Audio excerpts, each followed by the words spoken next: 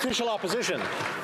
What Canadians know is that the Prime Minister has doubled housing costs, doubled the rent, doubled mortgage payments, doubled the needed down payment.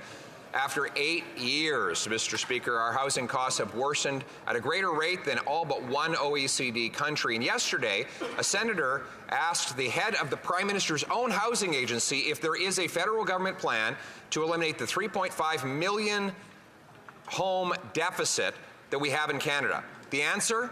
No.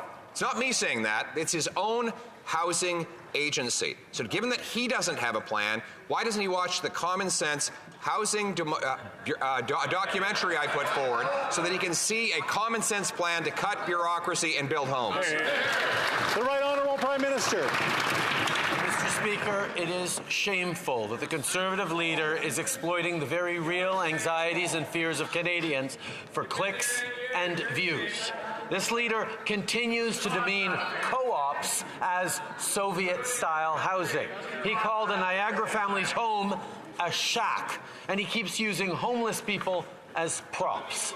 A responsible leader acts on the concerns of Canadians instead of exploiting them for political gain just so he can get his 15 minutes. Hear, hear. The Honourable Leader of the Official Opposition. What is shameful is that this Prime Minister is causing homelessness in this country. He's caused a doubling of the number of people eating at a food bank in Toronto. One single mother in Sydney said, well, this month I had to choose between eating and having heat. My kids are getting fed, but my house is freezing, end quote. The Prime Minister's solution is to quadruple the carbon tax on that single mother and on seniors. Mr. Speaker, we have a common sense Conservative bill to take the carbon tax off farmers and food. Why did the Prime Minister manipulate and intimidate Liberal senators into blocking that bill? Why does he want to tax food right before Christmas? The Right Honourable Prime Minister. Mr. Speaker, after all the intimidation and threats from the Conservatives towards parliamentarians on 234, it turns out the only farming the Conservative Party cares about is rage farming. Because all of this was just an attempt to fundraise off of the backs of farmers.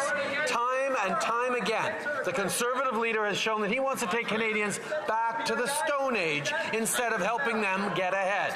On this side of the House, the Liberal government will always be there to support farmers. Hear, hear. The Honourable Leader of the Official Opposition. Mr. Speaker, as this Prime Minister raises taxes on food, brings back malnutrition, brings in record-smashing food bank use, the best he can come up with is a bunch of scripted talking points from junior staffers in the PMO. That is outrageous. Canadians are going hungry as Christmas is just around the corner, and a common-sense Conservative bill to take the tax off farmers and food could have helped solve the problem. Why did he manipulate and intimidate senators to keep the tax on the food and make our people go hungry right before Christmas?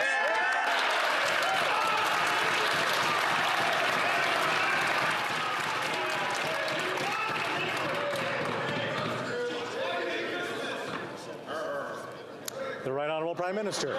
Speaker, we have an opposition leader who is so ideologically opposed to protecting the planet that he's willing to take Parliament hostage and stop Parliament from supporting workers, stop Parliament from supporting families, and stop Parliament from supporting Ukraine as well.